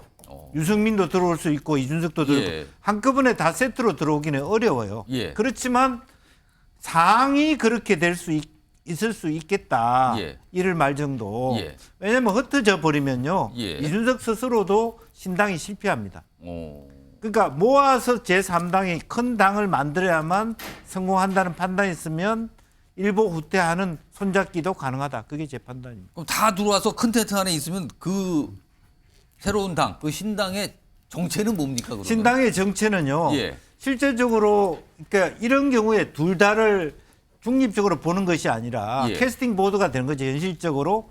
예컨대 뭐 120석씩 얻었다고 칩시다. 양당이. 예. 나머지 5, 60석을 가지고 실제적으로 어떤 경우에는 통일안보 같은 경우는 이쪽이고 여당의 힘을 실어주고 경제 김종인 위원장이 있잖아요. 예. 경제민주화라든지 복지 부분은 야당이 힘을 실어주는 그런 중심추 역할을 충분히 할 수 있는 거죠. 지금까지 그런 걸 지향하는 정당이 이게 올해는 못 가서 지금 모르겠는데 아무튼 그런 모습일 거라고 그런 건데 이쪽으로 와서 이제 세 분이 X예요. 이거 안 될 거라. 근데 저 김철원 교수님 네. 안 되는 이유 짧게 얘기해 주시고 들고 계세요. 계속 들고. 시청자님께서 김철원 교수의 의견이 뭔지 아셔야 되니까 안 된다. 두 사람 같이 못 간다. 그 얘기를 짧게 설명해 주시고 그렇다면은 이준석, 금태섭 각각 신당을 놓고 다른 생각을 한다는데 각자 무슨 생각을 지금 하고 있는 겁니까 그럼? 일단 두 명이 같이 하게 되면 너무 뻔한 조합이에요. 국민에게 전혀 감동을 주지를 못합니다. 예. 이준석 신당은 어쨌든 이준석이라고 하는 브랜드로 만들어가는 정당이거든요. 예. 근데 거기 이 금태섭 전 의원하고 함께 해버리면 한 당에 두 명의 보수가 생기는 거거든요. 아까 기둥 두 개면 어떠냐 그랬는데. 한 당에 두 명의 보수가 생기는 건데 한 당에 두 명의 보수가 있어서는 안 된다는 얘기는 김종인 전 비대위원장이 하신 얘기예요.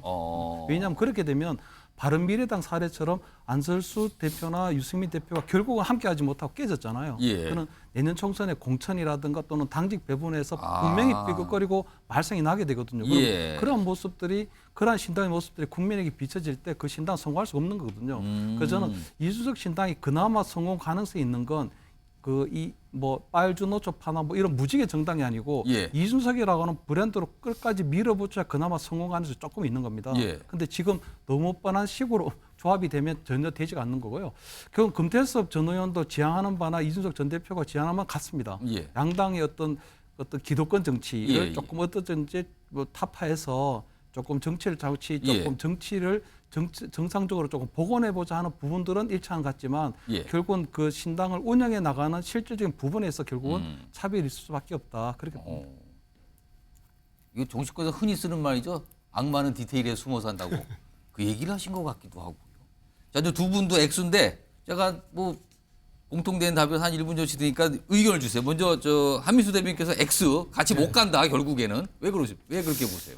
이거 개수 들고 있어가지고 다음에 틀리면은 욕 먹겠는데요. 예. 근데 다 기록됩니다. 지금 다 보고 계세요 지금. 결국이니까 잘 모르겠습니다만 전 두 가지로 보면요. 일단 이준석 대표가 이미 국민의힘에서 한번 당한 경험이 있기 때문에 확실하게 내가 주도하는 정당을 만들지 못하면 안 된다는 생각을 할 겁니다. 본인이 주 기둥이 돼야 된다? 아니 본인이 이 국민의힘의 당대표까지 당원들이 뽑아댔는데 갑작스럽게 날라온 대통령 후보한테 대통령 된 다음에 추출까지 당했어요. 그래서 그런 것 때문에 새로운 신당을 만들어도 내가 주도해 갈 거라는 생각이 강할 거라고 보고요. 예. 두 번째는 우리가 아는 식의 모두 모여서 정말 뭐 비명계 누가 나올지 모르겠습니다만 다 모여가지고 텐트 친다.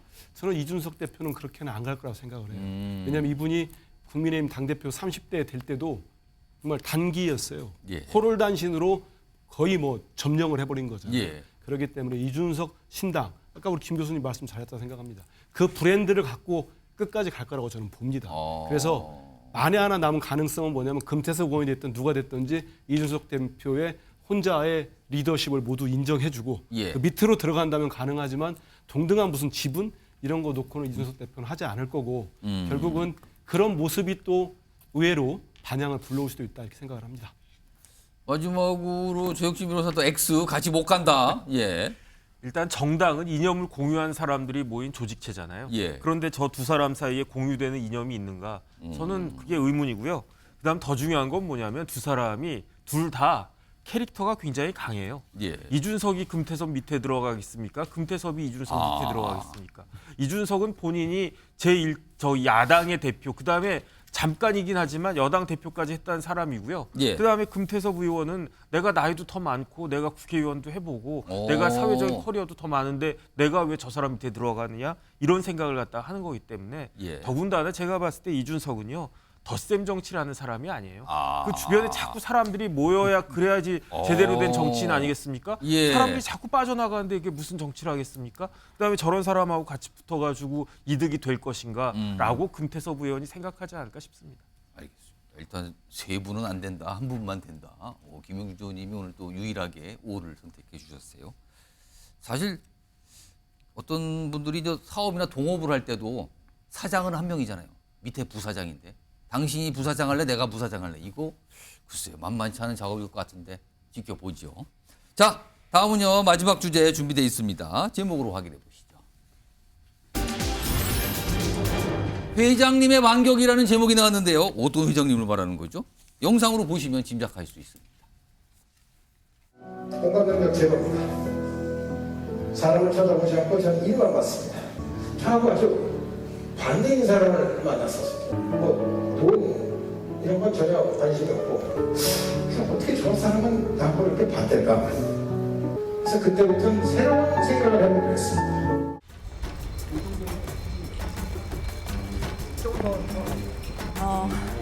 오랜 30여 년간의 결혼 생활이 이렇게 막을 내리게 된 거에 대해서 참담하다고 말씀을 드렸고요. 다만 바라는 것은 저희 이 사건으로 인해서 가정의 소중한 가치가 법에 의해서 지켜지는 그런 계기가 되기를 바람하지 않습니다. 아트센터 납입 퇴거 요구 관련해서는 혹시 한 말씀 부탁드립니다. 적정 위자료나 지분에 관해서는 어느 정도라고 생각하십니까? 자, 흔히 언론에서 세기의 이혼 재판 뭐 이렇게 지금 얘기하고 있거든요. 최태원 회장 그리고 노소영 관장의 이혼 소송이 진행 중인데 자, 이 얘기 관련해서 이인철 변호사를 좀 특별히 좀 모셨는데 일단 지금 2심이 진행 중인데 그렇다면 1심 결과가 나왔다는 거잖아요. 1심에서는 법원이 어떻게 판단을 했습니까? 사실 1심 결과에 대해서 저도 아주 궁금했었거든요. 어떻게 판결이 나올까. 근데 이제 가장 이제 핵심 쟁점이 뭐냐면 SK 주식에 대해서 절반 정도를 재산 분할을 요구했거든요. 어차피 이혼은 두 사람 다 이제 노 관장이 처음에 이혼 안 한다고 했다가 나중에 이제 반대했기 때문에 이혼은 예상이 되는 거였고 뭐 위자료는 금액이 뭐 1억 원이니까 뭐 두 사람의 재산에 비해서 뭐 많지 않은 금액이잖아요.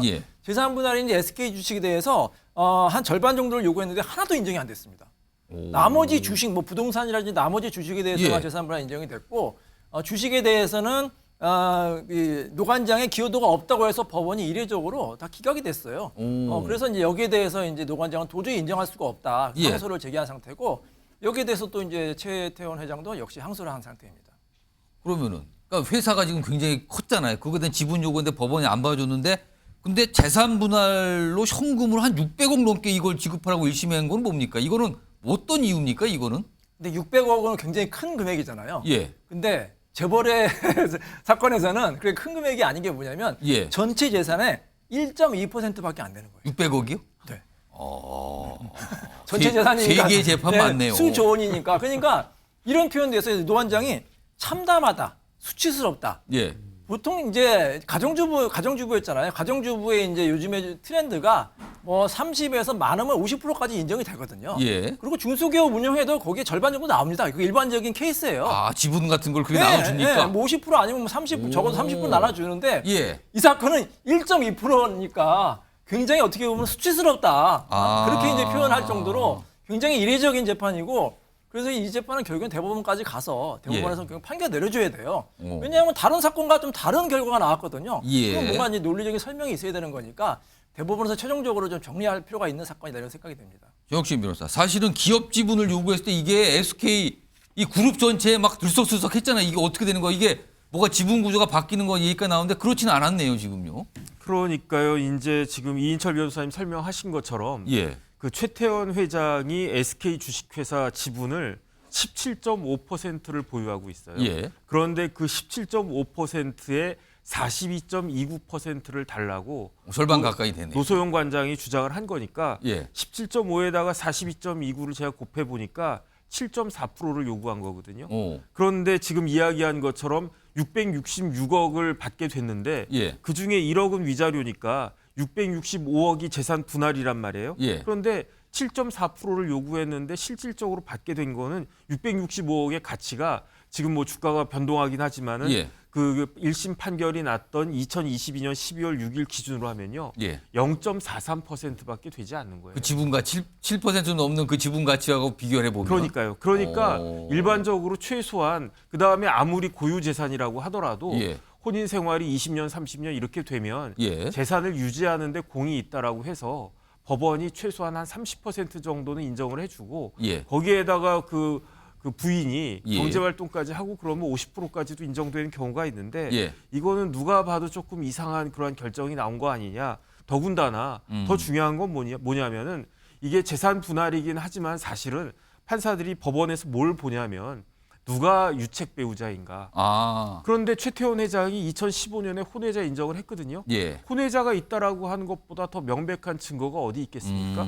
그다음에 이제 2017년 7월에 먼저 이혼 조정 신청을 했는데 노소영 관장이 받아들이질 않았었어요. 근데 그러다가 아예 안 되겠다 해가지고 한 2년 정도 지난 뒤인 2019년 12월에 반소를 제기하니까 서로 이혼하겠다라고 하니까 이혼의 의사는 합치가 된 거고 재산 분할만 남았던 건데 그런데 어쨌든 작년에 그렇게 뭐 좀 그 일반적인 케이스와는 다른 그러한 그 판결이 나왔기 때문에 그러니까 노소영 관장 입장에서는 항소하지 않을 수밖에 없다. 거기에다가 사실 SK그룹이 이렇게 컸던 거는 노태우 전 대통령의 역할이 사실은 배려가 큰 거 아니었느냐 이런 것들이 복합적으로 깔려 있고요.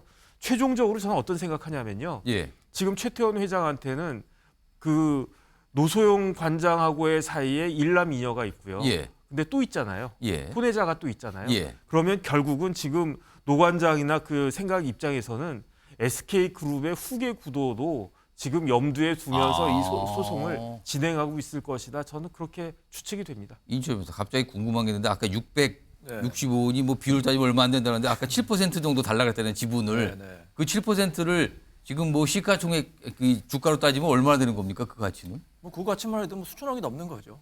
근데 이제 그게 하나도 인정이 안 되는 거니까 이례적으로 근데 1심 판결이 난 다음에 노 관장에서 이제 좀 전략을 바꾼 것 같아요. 적극적으로 언론에 이제 해명을 하겠다. 최근에 언론 쪽에서 뭐가 얘기가 많아요. 지금요. 그러니까 이제 법조인들이 많이 보는 신문 중에 이제 법률신문이라고 있는데 거기에 완전히 2면을 걸쳐가지고 본인의 입장을 이제 밝혔어요. 이제 거기서 이제 조목조목 이제 판결을 이제 비판을 하는데 가사 노동의 가치가 하나도 인정이 안 된 거는 기존의 판례와도 배치된다. 이렇게 법리적인 판단까지 이제 주장을 하면서 굉장히 좀 강한 어조로 지금 목소리를 내고 있습니다. 이런 상황에서요. 지금 노소영 관장이 본인이 어떤 변을 통해서 얘기도 했고요. 그다음에 법원에서도 얘기했고요. 언론을 통해서 얘기했거든요. 자, 다음 화면 좀 보겠습니다. 양쪽의 어떤 이 대치되는 입장인데 노소영 관장이 먼저 이런 얘기예요. 남의 가정 깬 사람을 벌 받아야 결혼은 계약이나 언약이다. 약간 뭔가 여론을 의식한 것 같기도 하죠. 이런 얘기를 꺼내놓자 최태원 회장이 이거 자꾸 언론 통해서 저렇게 얘기하는데요. 우리 가만히 있지 않겠습니다 하면서 10수년 동안 형식적으로 부부였다. 이거는 남의 가정을 깬 사람에 대한 어떤 대응 얘기를 한 것 같잖아요. 형식적이었다. 그리고 일방적 주장을 기자회견과 인터뷰로 밝히고 있다. 이러면서 또 받아치고 있는 상황인데, 저 이인철 변호사, 최태원 회장 측에서 내놓고 있는 주장은 뭡니까 그러면? 네, 이 두 사람의 이제 언론 보도를 보면서 이런 생각이 들더라고요. 가정은 해체되고 돈만 남았구나. 돈 싸움만 남았구나. 아, 돈만. 근데 네. 이게 웬만한 규모의 돈이 아니잖아요, 지금. 그러니까요. 네. 사실 노 관장도 처음에는 가정을 지키겠다고 해서 이혼 기각을 구했거든요. 근데 저는 여기서 전략 실패라고 봐요. 끝까지 갔어야죠. 중간에 이혼을 동의를 했어요.